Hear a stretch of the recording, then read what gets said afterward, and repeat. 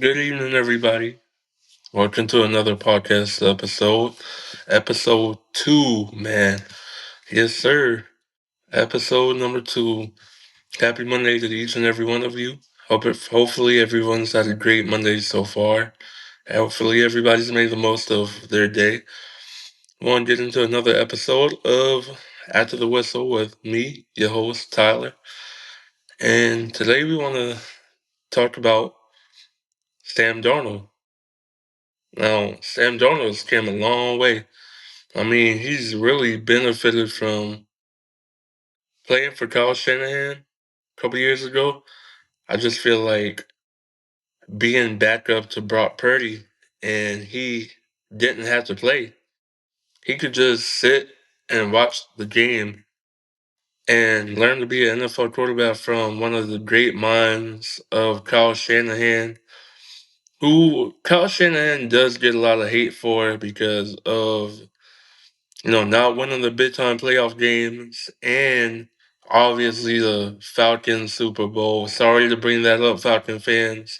I didn't mean to bring that up. I don't want to smoke with any of y'all, but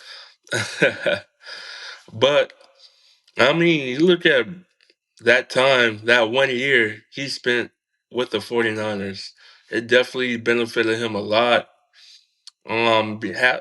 Having to be back up to Brock Purdy. I mean, there's no better job in the world to be backup for somebody like that and to learn obviously, right, in order to be learn from, like I said, learn from a guy like Kyle Shanahan who can do things with different quarterbacks. I mean, he's had Matt Jones this year, and Matt Jones looked pretty good when Brock Purdy wasn't able to play in games. And I mean, Sam Darnold was the same way pretty much, and he went on that following year, was able to lead a Minnesota Vikings team to the playoff, and it really just benefited him a lot. Now that being said, I mean, him and Justin Jefferson, him and Justin Jefferson could have had the special year. This year had the Vikings re-signed Sam Darnold. I mean, you look at Justin Jefferson. I don't know what this says, man, about him. Because, I mean, you look at it, Justin Jefferson seeing Sam Darnold go to the Super Bowl now, this definitely could raise questions about his future in Minnesota.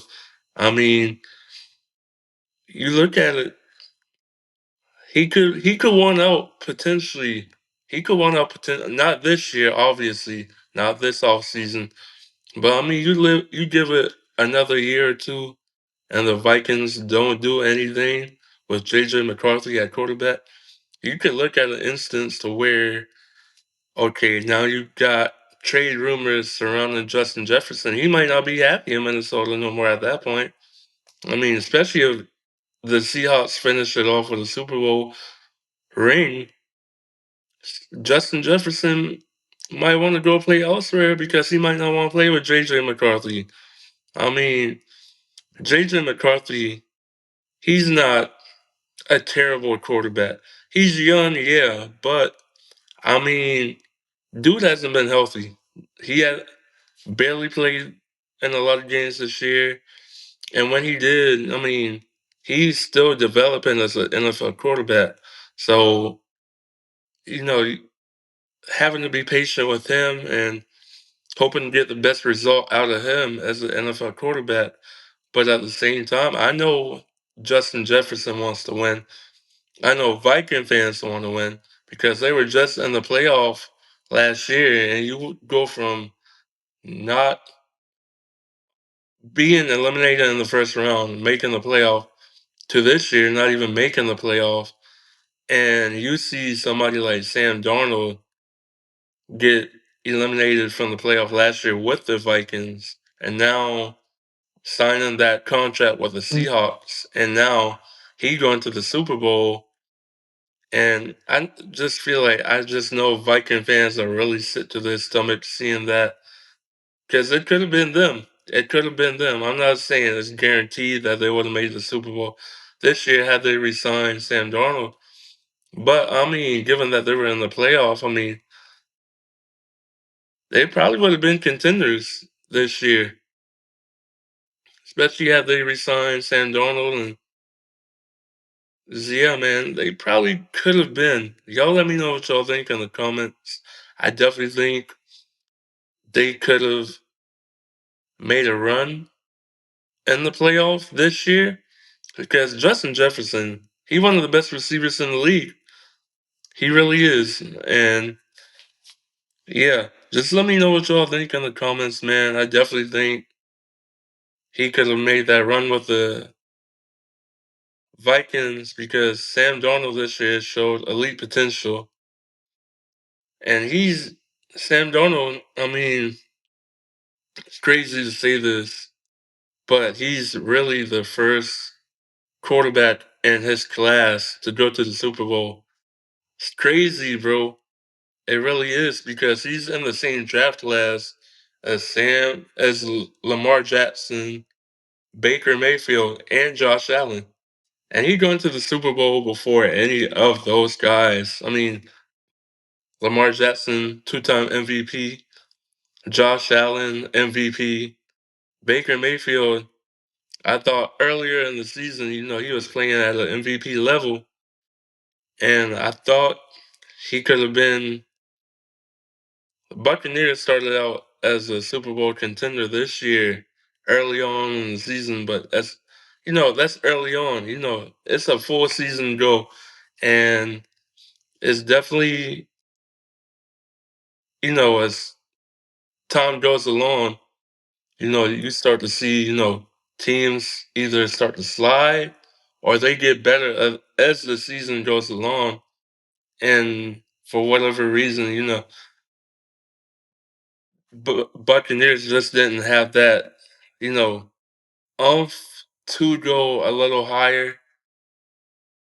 Now, they did run into the Panthers, who Panthers were decent this year, and they ended up making the playoff. But yeah, man, that's definitely crazy. He made the Super Bowl before any of those guys. Those are household names. I mean, you look at it, like I said, Lamar, Baker, and Josh Allen. I thought this was going to be Josh Allen year, if you think about it. I mean, no Mahomes in the playoff, no Lamar in the playoff, and he still couldn't get it done. I mean, now that game versus the Broncos, and that overtime catch. I mean, debatable, right? People say it was a catch. Others say was maybe not a catch, but I don't know. I don't know. Looking at the replay, I definitely feel like he caught it. He definitely was robbed from it. But yeah, man, yeah, it was crazy. It was a crazy game for number one, and just feel like the Jets ruined him. You think about it, the New York Jets definitely ruined him, just like they do with every other quarterback, right? I mean, Jameis. I read something earlier online. It was like Jamison Crowder was Sam Darnold's most reliable and most productive receiver in his time with the Jets. That shows right there that he didn't really have talent around him because, number one, okay, Jamison Crowder, I don't know who he's playing with now. He might be out the league right now, but he definitely, to say that, he definitely was one of to say that Jamison Crowder was his most reliable receiver, that's crazy. Now you gave him Justin Jefferson for a year, and you gave him JSN this year. You see what he did with both of them. All he needed was talent around him in New York. I think New York definitely failed him. It's crazy because people labeled him a bust. He definitely was labeled a bust over there in New York. And I mean, he was seeing ghosts. He was definitely seeing ghosts out there from what he said. And everybody, after that clip, everybody, like I said, everybody was saying that he was a bust and nobody thought he would ever be a starter again. But that little bit of time in San Francisco helped him along the way, like I said. I mean, Kyle Shanahan, you got to give Kyle Shanahan his flowers. Probably one of the best in the game. One of the best. I'm not going to say he's the best, but one of the great minds in the game. Definitely helped him a lot along the way.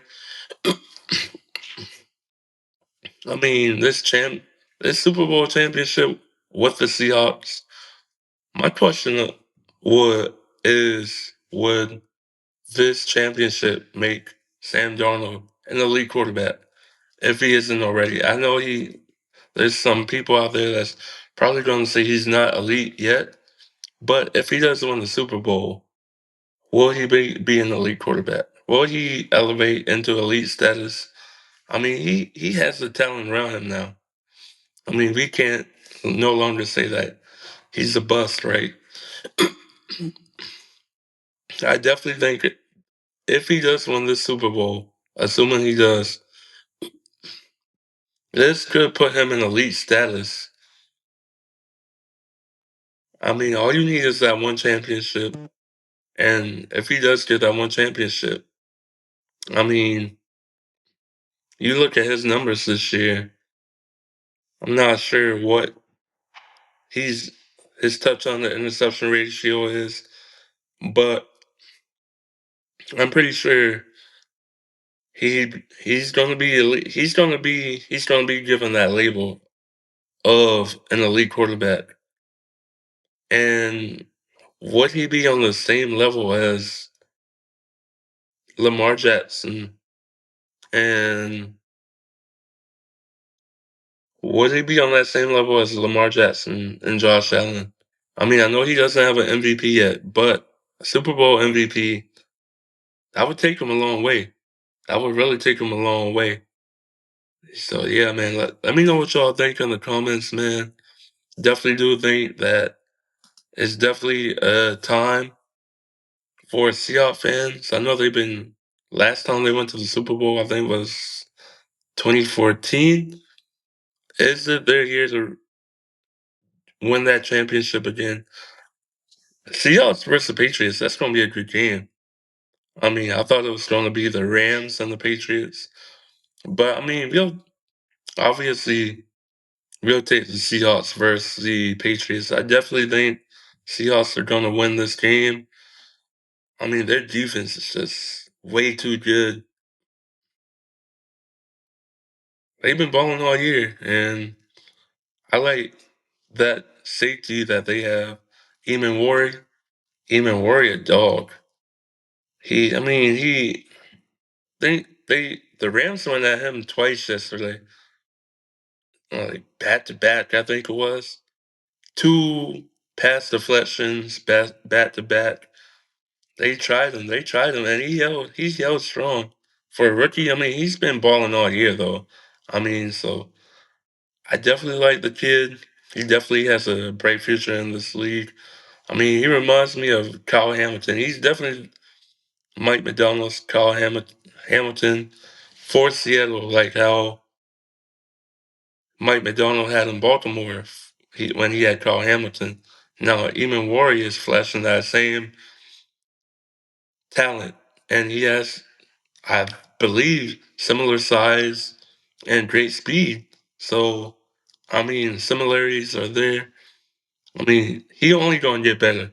He only gonna get better, right? So, yeah, I mean, it'll be interesting to see his potential going forward.